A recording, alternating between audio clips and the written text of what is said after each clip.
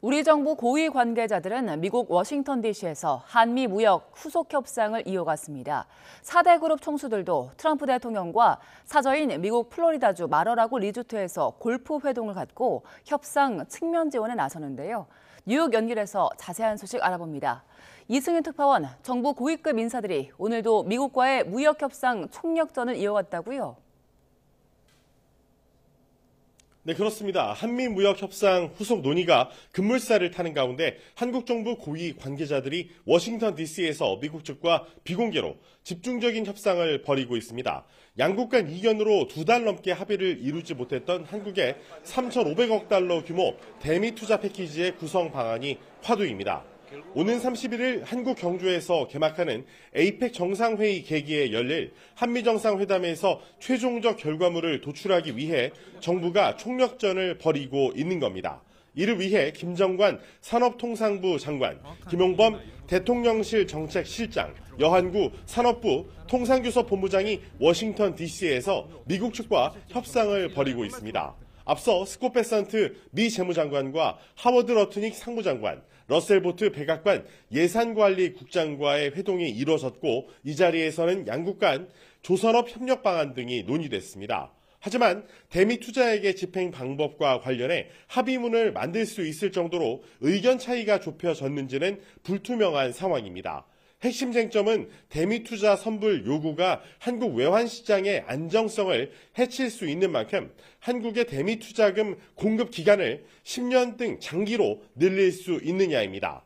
벤서트 장관은 우리 측의 입장을 이해하고 있지만 트럼프 대통령이 이를 수용할 것이냐가 관건인데요. 오늘도 트럼프 대통령은 한국과 일본, EU 등에 대해서 언급하면서 우리가 바라는 건 공정한 대우라며 여전히 강경한 태도를 유지하고 있기 때문입니다.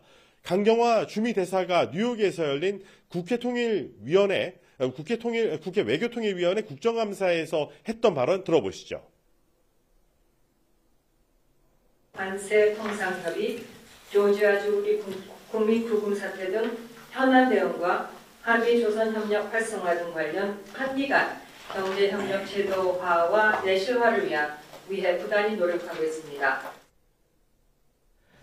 네, 국내 대기업 총수들도 트럼프 대통령과 만나서 막판 후속 협상 타결에 힘을 보탤 예정이라고요. 네, 그렇습니다. 이재용 삼성전자 회장, 최태원 SK그룹 회장, 정의선 현대차그룹 회장, 구광모 LG그룹 회장 등 4대 그룹 총수들이 트럼프 대통령의 사저인 플로리다주 마러라고 리조트를 찾습니다. 한미조선 협력 프로그램인 마스카의 주축인 한화그룹 김동관 부회장도 여기에 합류할 예정입니다. 총수들은 일단 트럼프 대통령의 핵심 지지층인 마가 진영의 정치자금 모금 행사에 참여할 예정입니다. 이어 손정희 회장의 초청으로 이루어진 골프 라운딩에서 트럼프 대통령, 일본, 타이완 대표기업 총수들과 골프 회동을 진행할 예정입니다. 국내 4대 그룹 모두 미국에 대규모 투자를 약속했던 만큼 트럼프 대통령과 대화할 기회는 마련될 것으로 보여 한미 무역 협상을 측면 지원할 전망입니다. 네, 그리고 트럼프 대통령 미중 정상회담 진행 의사를 밝히면서도 강경한 입장을 고수하고 있다고요. 네, 그렇습니다. 트럼프 대통령은 중국은 약 157%의 관세를 원하지 않을 것이라면서 미중 무역 협상에서의 자신감을 나타냈습니다. 백악관에서 열린 볼로디미르 젤렌스키 우크라이나 대통령과의 정상회담 중 취재진으로부터 미중 무역 협상에 관한 질문을 받고 미국이 매우 강력한 위치에 있다고 생각한다면서 이같이 답변한 겁니다. 트럼프 대통령은 11월 1일부터 내가 원한다면 지금 받는 것에 더해 100%의 추가 관세를 부과할 수 있다며 그러면 대중 관세가 약 157%가 될 것이고 중국은 그걸 원치 않는다고 말했습니다.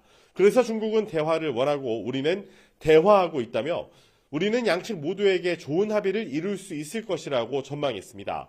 그러면서 이달 말 한국에서 열리는 에이펙 정상회의를 계기로 시진핑 중국 국가주석과 만날 것이라고 재확인했습니다. 또 중국과 매우 잘 지내고 있고 시 주석과 좋은 관계를 유지하고 있다면서 우리는 몇 주 뒤에 한국에서 만날 것이라고 말했습니다. 다만 미국이 중국으로부터 아무것도 얻지 못했다는 것을 알아야 한다며 수십 년간 일방 통행이었고 중국은 미국 덕분에 부유하게 됐다고도 주장했습니다. 또 미국은 중국으로부터 아주 심하게 이용당해 매년 중국에 수천억 달러를 잃었는데 생각해보면 미국이 중국의 군대를 키워준 셈이라고 말했습니다. 지금까지 뉴욕에서 YTN 이승윤입니다.